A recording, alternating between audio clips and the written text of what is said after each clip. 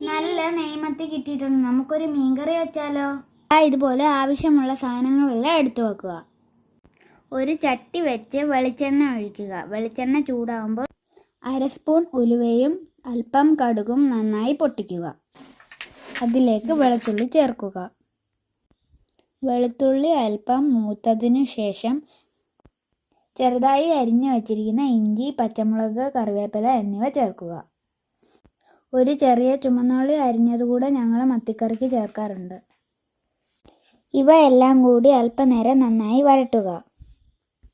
നന്നായി വഴറ്റിയതിനു ശേഷം അതിലേക്ക് 3 സ്പൂൺ കാശ്മീരി മുളക് പൊടിയും 1/2 സ്പൂൺ മല്ലിപ്പൊടിയും അല്പം മഞ്ഞൾപ്പൊടിയും ചേർക്കുക.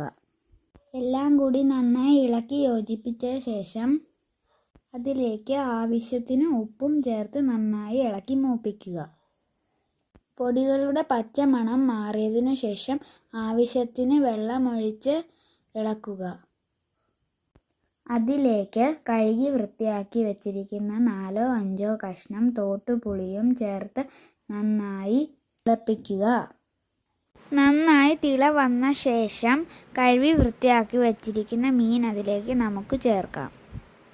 മീൻ മുഴുവനായി ചേർത്ത ശേഷം നമുക്കൊരു തവി വെച്ച് അതൊന്ന് ഇളക്കാം. എന്നിട്ട് ഒരു അടപ്പ് പാത്രം വെച്ച് മൂടിയതിന് ശേഷം 10 മിനിറ്റ് വേവിക്കാം.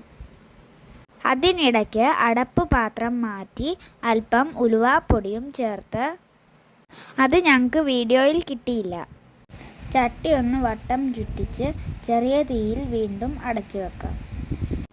10 മിനിറ്റിന് ശേഷം നമുക്ക് അടപ്പൊന്ന് തുറന്നാലോ?